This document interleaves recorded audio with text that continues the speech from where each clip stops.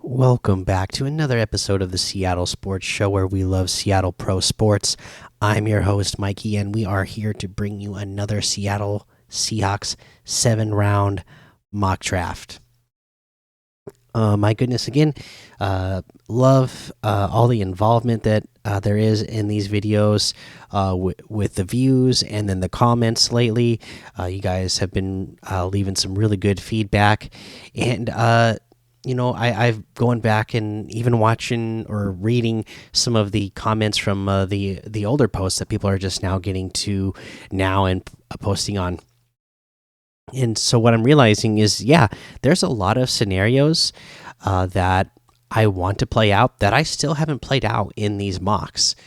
Just on people suggestions, there's some that literally have just in these simulations. It has the situation has not come up, or a player has not been available that I would like checking out just to see what happens.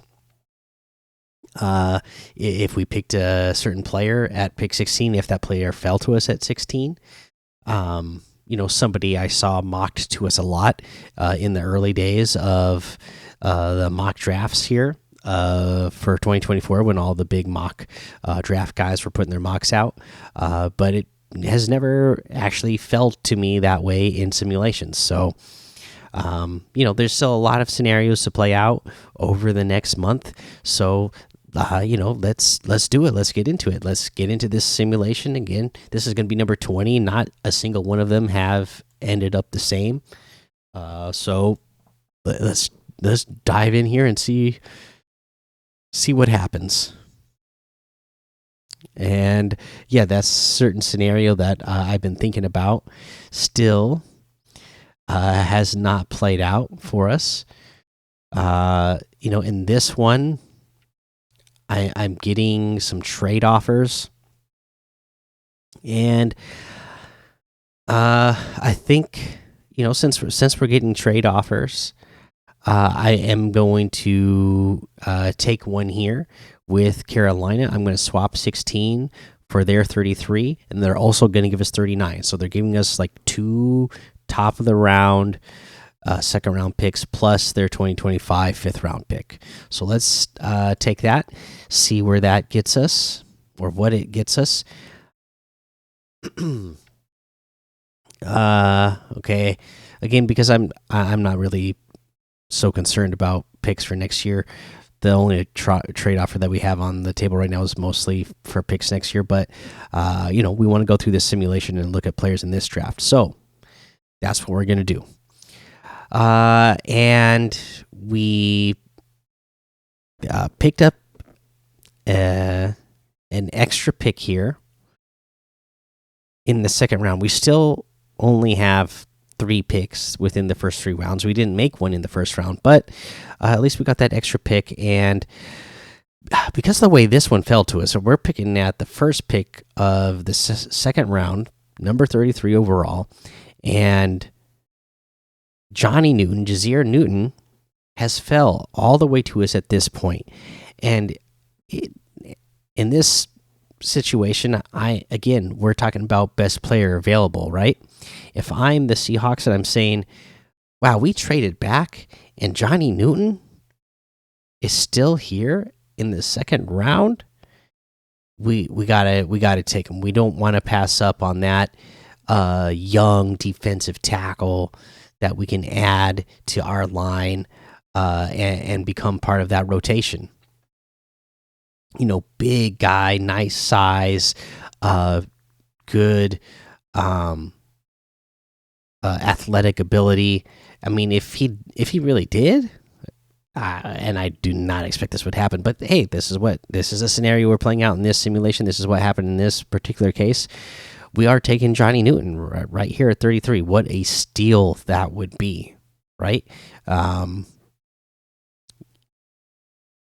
Again, we're not talking the offer. Or, I mean, the defensive lineman that were at the top of the draft last year, but Johnny Newton is still very solid. So you take him here, and here we are.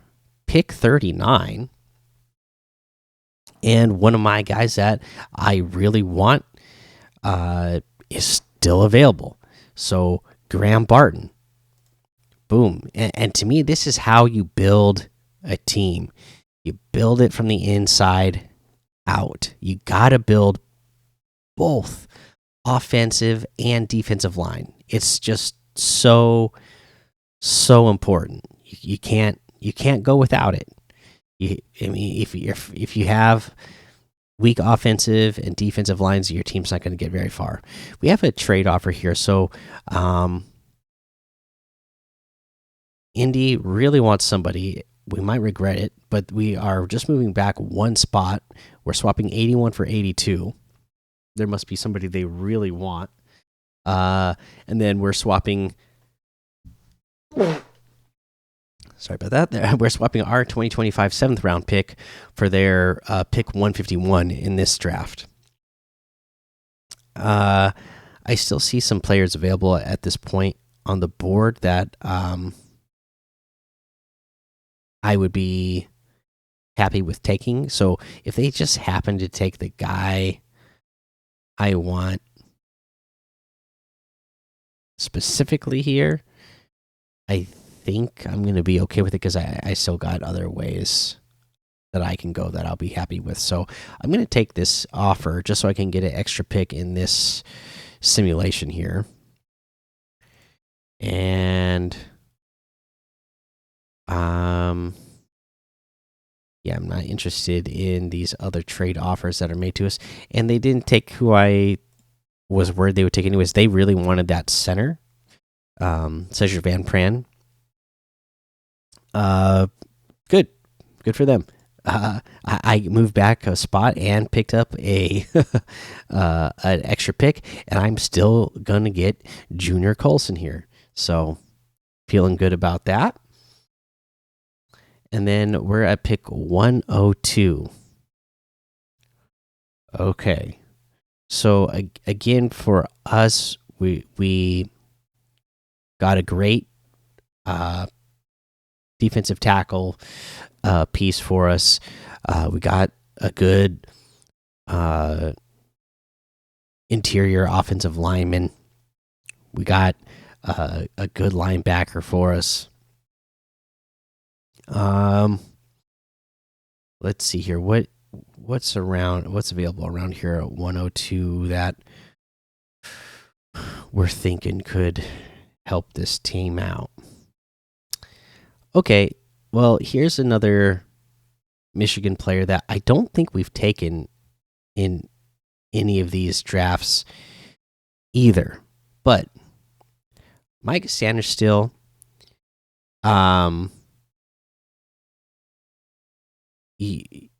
we're talking about, again, obviously Mike McDonald,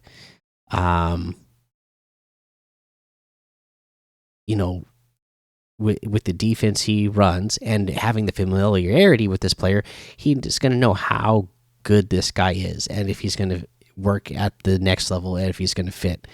And again, you know, we're looking at a smaller guy, which is one of the reasons why he's, you know, going this you know, far back in the draft alone. But if you're getting guys like a Witherspoon, like a Sandstill,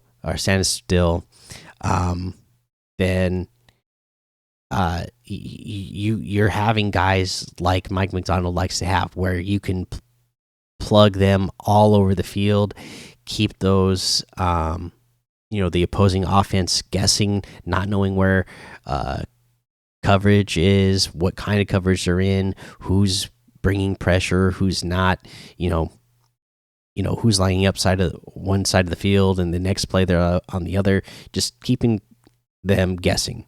So let's take it there. Again, not a big need, but you know, it definitely helps out that defense. Okay, and so then now we're at pick 118, and at 118 here, I still want to help the interior of this offensive line. Brandon Coleman is still here, so I'm going to take Brandon Coleman. Then we're all the way over at pick 151. Let's see.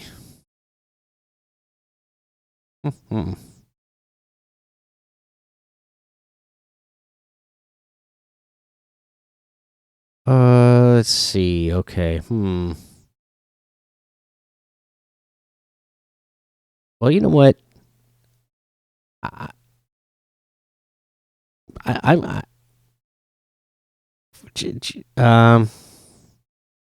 Yeah. Let's do it again. We're going best players available. We still want safety depth. We still want players that can, um, you know, compete for, you know, special teams for us.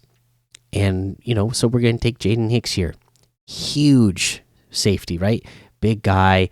Um, he's going to, you know, be one of those guys that can lay the hammer down for you at the safety position.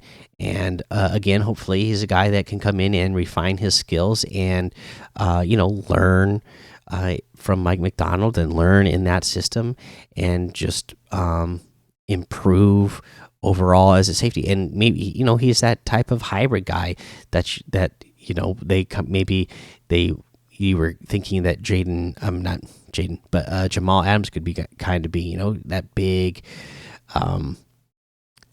safety who could also be, your nickel and helping in run support, coming up and blitzing. He's that type of guy. So we'll take him here at 151. And then our next pick is going to be at 179 here.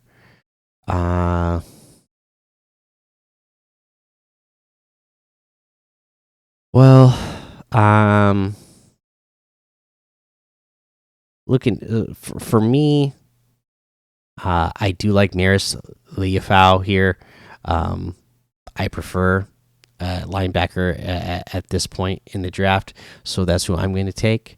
At pick 179 here, we'll get to 192.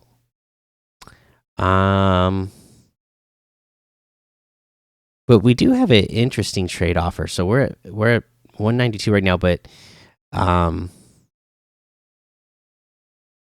Baltimore wants to swap with us. No,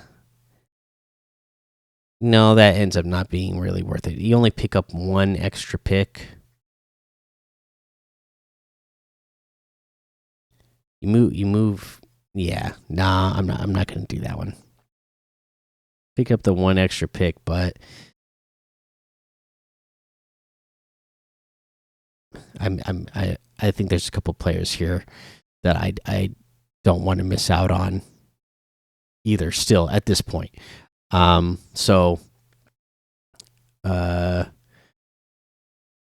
still for me, because we didn't pick up any other tight end at any point in the draft.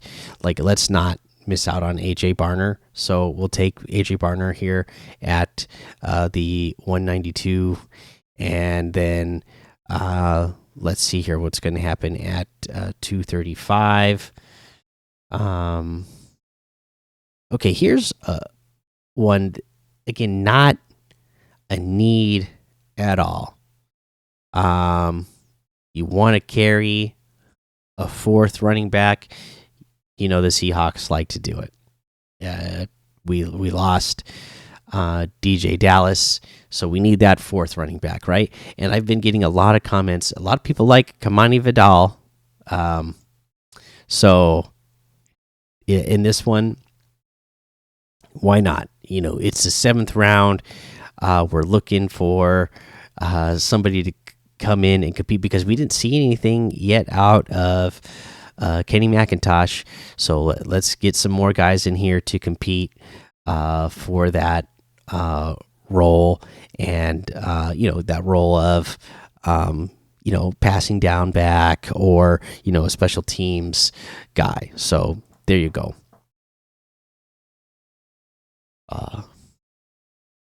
And then there you go. Let's take a little recap and take a look at what we did. We traded back all the way to the 2nd round, with that 33rd pick, and Johnny Newton was still there. So at that point, again, best player available still, even after trading out of the first round, we had to do it. We took Johnny Newton.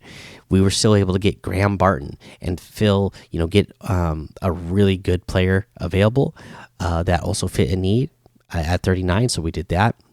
We needed Junior Colson, so we got Junior Colson at 82. Mike Sanders still. Okay, so again, that Michigan corner.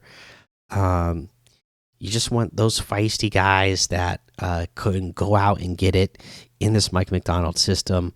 He's already trained in it, so he's already going to have the brain to play in this system. Should be able to step in and make an impact right away. Brandon Coleman. You get for more depth there. Jaden Hicks, again, more depth at safety position.